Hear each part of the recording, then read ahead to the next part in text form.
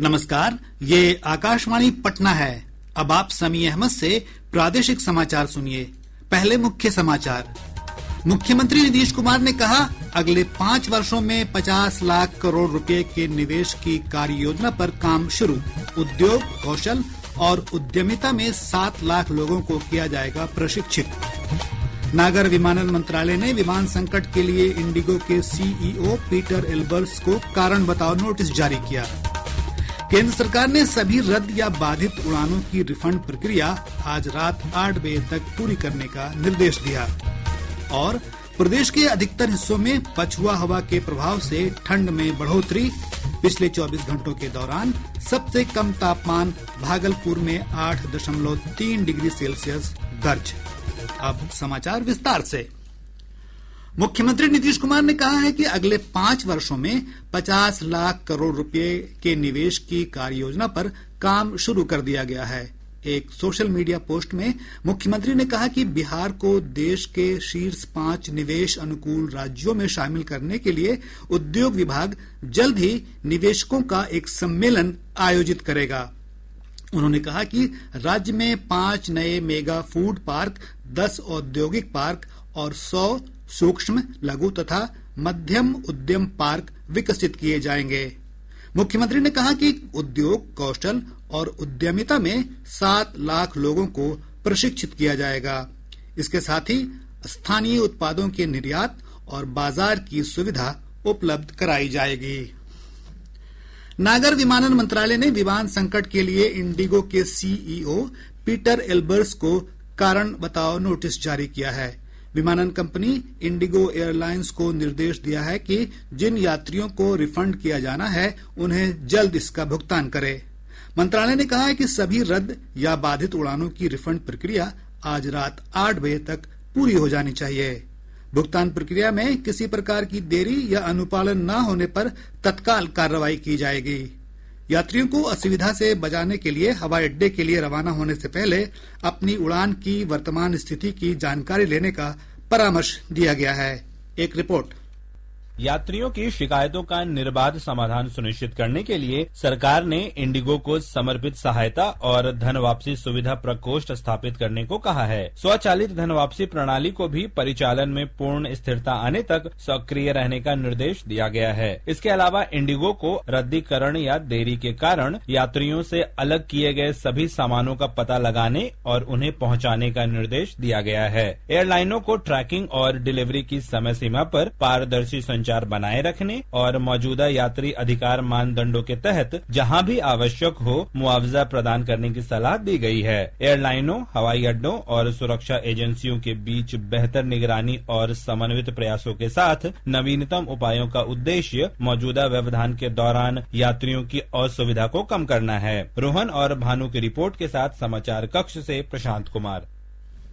इधर प्रदेश से कल 14 विमान रद्द रहे। इसमें पटना से 10, पूर्णिया से 2, दरभंगा और गया की एक उड़ान शामिल रही।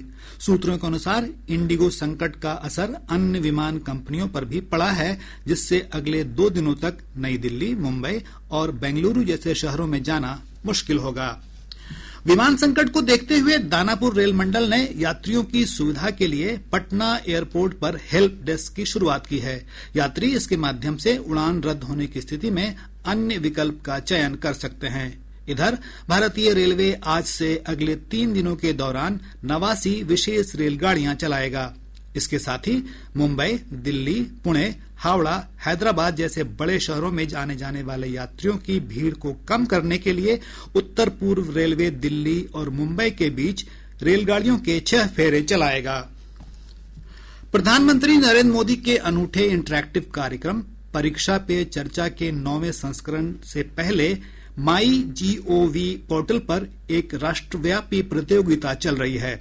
यह ऑनलाइन बहुविकल्पीय प्रश्न आधारित प्रतियोगिता अगले साल 11 जनवरी तक चलेगी। कक्षा 6 से 12 तक के छात्र, शिक्षक और अभिभावक इसमें भाग ले सकते हैं। इस गतिविधि को पूरा करने वाले सभी पंजीकृत प्रतिभागियों को MyGov पोर्टल की ओर से भागीदारी का प्रमाण पत्र दिया जाएगा। परीक्षा पे चर्चा जनवरी 2026 में आयोजित होनी है, जहां देश विदेश के छात्र, अभिभावक और शिक्षक प्रधानमंत्री के साथ परीक्षा के तनाव पर चर्चा करेंगे और परीक्षाओं को एक उत्सव और जीवन का अभिन्न अंग मानकर मनाएंगे। बिहार विद्यालय परीक्षा समिति 10वीं और 12वीं के परीक्षार्थियों के लिए जल्द ही आर्टिफिशियल इंटेलिजेंस चैटबॉट उपलब्ध कराएगा। इस चैटबॉट के माध्यम से विद्यार्थियों को उनकी पसंदीदा भाषा में प्रश्नों का उत्तर उपलब्ध होगा। साथ ही उन्हें परीक्षा परिणाम और छात्रवृत्ति से संबंधित जानकारियां भी आसानी से मिल सकेंगी। समिति के आधिकारिक सूत्रों ने बताया कि चैटबॉट की व्यवस्था biharboardonline.com पर अगले वर्ष जनवरी से उपलब्ध करा दी जाएगी। उप मुख्यमंत्री सह गृह मंत्री सम्राट चौधरी ने Bihar police citizen service portal का लोकार्पण किया। पटना में आयोजित एक कार्यक्रम में उप मुख्यमंत्री ने कहा कि पोर्टल पर ऑनलाइन दर्ज आवेदन के आधार पर एफआईआर भी कराई जा सकेगी। इस पोर्टल के माध्यम से लोग पुलिस सत्यापन, ई शिकायत पंजीकरण, खोया पाया सूचना जैसी सुविधाएं घर बैठे प्राप्त कर सकेंगे। इस अवसर पर उन्होंने कहा कि पोर्टल को इस तरह विकसित किया गया है कि शिकायतकर्ता अपने आवेदन की स्थिति रियल टाइम में देख सकेंगे। यह पहल एसईआरबी बिहार द्वारा तकनीक के माध्यम से जनता को सरल, पारदर्शी और त्वरित सेवा प्रदान करने की दिशा में एक महत्वपूर्ण कदम है और इस पोर्टल के माध्यम से आम नागरिक पर अब कई पुलिस सेवाएं जैसे वेरिफिकेशन, शिकायत पंजीकरण, केस स्टेटस, खोई मिली वस्तुओं की सूचना और अन्य सुविधा घर बैठे बिना किसी कार्यालय के चक्कर लगाए प्राप्त कर सकेंगे। जनता दल यूनाइटेड ने अगले 3 वर्षों में 1 करोड़ से अधिक सदस्य बनाने का लक्ष्य रखा है। पार्टी अध्यक्ष और मुख्यमंत्री नीतीश कुमार ने सदस्यता अभियान की शुरुआत पटना स्थित पार्टी कार्यालय में की। श्री कुमार ने पार्टी के कार्यकारी अध्यक्ष संजय झा को सबसे पहले सदस्यता ग्रहण करवाई। प्रादेशिक समाचार आप आकाशवाणी पटना से सुन रहे हैं। ताजा समाचारों के लिए आप हमारे एक्स हैंडल AIRnews_पटना पर जा सकते हैं। प्रदेश के अधिकतर हिस्सों में पछुआ हवा के प्रभाव से ठंड में बढ़ोतरी हुई है। मौसम विभाग के अनुसार न्यूनतम तापमान 8.3 डिग्री सेल्सियस से 16.2 डिग्री सेल्सियस के बीच रिकॉर्ड किया गया। मौसम पूर्वानुमान में कहा गया है कि अगले 3 से 4 दिनों के दौरान तापमान में उतार चढ़ाव की स्थिति बनी रहेगी। प्रदेश के अधिकतर हिस्सों में सुबह के समय हल्के से मध्यम स्तर का कोहरा छाए रहने के आसार हैं। इधर पिछले 24 घंटों के दौरान पटना सहित 20 जिलों के अधिकतम तापमान में गिरावट दर्ज की गई है। सबसे कम तापमान भागलपुर में 8.3 डिग्री सेल्सियस दर्ज किया गया, जबकि सबसे कम न्यूनतम दृश्यता पूर्णिया में रिकॉर्ड किया गया। राजधानी पटना सहित राज्य के 20 शहरों की हवा पिछले 24 घंटों के दौरान प्रदूषित पाई गई है। प्रदूषण नियंत्रण बोर्ड के अनुसार 8 शहरों की हवा संतोषजनक रही, जबकि 14 शहरों में मध्यम स्तर का प्रदूषण रिकॉर्ड किया गया। सबसे अधिक वायु प्रदूषण सासाराम में दर्ज किया गया, जहां का वायु गुणवत्ता सूचकांक 174 रहा। पटना का AQI 139 दर्ज किया गया। सबसे अधिक AQI पटना के समनपुरा में रहा, जहां 186 AQI दर्ज किया गया। जमुई जिले के नागी नकटी रामसर दियारे में 2 दिवसीय पक्षी गणना कार्य के दौरान नकटी में लगभग 3000 और नागी झील में लगभग 2000 पक्षियों की प्रजातियों की पहचान हुई है। वन और पर्यावरण विभाग के प्रमंडल पदाधिकारी तेजस जायसवाल ने बताया कि अगले वर्ष जनवरी और फरवरी महीने में दूसरे चरण के दौरान 125 जलाशयों में पक्षियों की गणना की जाएगी। उन्होंने कहा कि इस गणना के दौरान एक बार हेडेड राजहंस की पहचान की गई है, जिसे पिछले वर्ष वैज्ञानिकों ने नागी झील में पहचान चिन्ह लगाया था। प्रमंडल पदाधिकारी ने कहा कि यदि लोगों को किसी पक्षी में पहचान चिन्ह, कॉलर और ट्रांसमीटर लगा दिखे तो तत्काल इसकी सूचना वन विभाग को दें। केंद्र सरकार ने सोशल मीडिया पर प्रसारित एक वीडियो का खंडन किया है, जिसमें कहा गया है कि केंद्रीय मंत्री पीयूष गोयल एक ऐसे निवेश मंच का प्रचार कर रहे हैं जो साप्ताहिक आय का वादा करता है। पत्र सूचना कार्यालय PIB की तथ्य जांच इकाई ने कहा है कि यह वीडियो डिजिटल रूप से संशोधित किया गया है। कार्यालय ने स्पष्ट किया कि सरकार ऐसी किसी भी योजना को बढ़ावा नहीं देती है। निगरानी अन्वेषण ब्यूरो ने पटना सिटी के आलमगंज थाना क्षेत्र स्थित पॉलिटेक्निक कॉलेज के छात्रावास अधीक्षक प्रोफेसर मिथिलेश कुमार को 1.5 लाख रुपए घूस लेते रंगे हाथ गिरफ्तार किया है। गिरफ्तार प्रोफेसर छात्रावास के मेस बिल के भुगतान के लिए रिश्वत ले रहे थे। पश्चिम चंपारण जिले के बेतिया स्थित सरैया मन झील का उद्घाटन स्थानीय सांसद डॉक्टर संजय जायसवाल ने किया। उद्घाटन के बाद श्री जायसवाल ने कहा कि देश में इस वर्ष रामसर स्थलों की सूची में 2 जगहों को शामिल किया गया था। इसमें पश्चिम चंपारण जिले का सरैया मन भी है। उन्होंने कहा कि उदयपुर जंगल आधिकारिक तौर पर आम जनता के लिए खोल दिया गया है।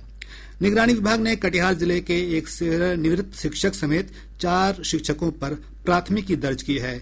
डीईओ राहुल चंद्र चौधरी ने बताया कि कोढ़ा प्रखंड के शिक्षक और आजमनगर प्रखंड में एक सेवानिवृत्त शिक्षक समेत 2 अन्य नियोजित शिक्षिकाओं पर फर्जी प्रमाण पत्र के आधार पर नौकरी करने का गंभीर आरोप साबित होने के बाद प्राथमिकी दर्ज कराई गई है। पूर्णिया पटना एक्सप्रेसवे के निर्माण कार्य की समीक्षा के बाद जिलाधिकारी अंशुल कुमार ने शीघ्र भू अर्जन करने का निर्देश अधिकारियों को दिया है। सुपौल जिले में जिला स्तरीय युवा उत्सव 2025 के प्रथम, द्वितीय और तृतीय स्थान प्राप्त विजेता प्रतिभागियों को सुपौल सदर के अनुमंडल पदाधिकारी इंद्रवीर कुमार ने पुरस्कृत किया। पटना जिले के धनोरवा थाना क्षेत्र के पटना गया राष्ट्रीय राजमार्ग पर मधुमक्खियों के हमले में एक व्यक्ति की मौत हो गई, जबकि 20 लोग घायल हो गए। अब पटना से प्रकाशित समाचार पत्रों की सुर्खियां। आज के सभी समाचार पत्रों ने अलग अलग खबरों को प्रमुखता से प्रकाशित किया है। हिंदुस्तान की बड़ी खबर है, अगले साल अप्रैल माह से बिहार में महंगी होगी बिजली, प्रति यूनिट 35 पैसे वृद्धि की तैयारी। दैनिक जागरण ने क्रिकेट की खबर को कवर करते हुए लिखा है, दक्षिण अफ्रीका से सीरीज जीता भारत, मेहमान टीम को 9 विकेट से दी शिकस्त। दैनिक भास्कर ने विमानों के उड़ान संकट पर शीर्षक दिया है, किसी का इंटरव्यू छूटा तो कोई ड्यूटी पर नहीं पहुंच सका। प्रभात खबर ने विधानसभा अध्यक्ष के हवाले से लिखा है, बच्चों का भविष्य बनाने का जिम्मा सरकार के साथ शिक्षण संस्थानों और अभिभावकों का भी। आज अखबार ने पटना पुस्तक मेले पर लिखा है, एपिक शो से टैलेंट की उड़ान तक से गुलजार रहा मेला। और अब अंत में मुख्य समाचार एक बार फिर। मुख्यमंत्री नीतीश कुमार ने कहा, अगले 5 वर्षों में 50 लाख करोड़ रुपए की निवेश की कार्य योजना पर काम शुरू। उद्योग, कौशल और उद्यमिता में 7 लाख लोगों को किया जाएगा प्रशिक्षित। नागर विमानन मंत्रालय ने विमान संकट के लिए इंडिगो के सीईओ पीटर एल्बर्स को कारण बताओ नोटिस जारी किया। केंद्र सरकार ने सभी रद्द या बाधित उड़ानों की रिफंड प्रक्रिया आज रात 8 बजे तक पूरी करने का दिया निर्देश। और प्रदेश के अधिकतर हिस्सों में पछुआ हवा के प्रभाव से ठंड में बढ़ोतरी। पिछले 24 घंटों के दौरान सबसे कम तापमान भागलपुर में 8.3 डिग्री सेल्सियस दर्ज। इसके साथ ही आकाशवाणी पटना से प्रसारित प्रादेशिक समाचार का ये अंक समाप्त हुआ। आकाशवाणी पटना से अगला समाचार बुलेटिन दोपहर 2 बजे प्रसारित किया जाएगा। नमस्कार।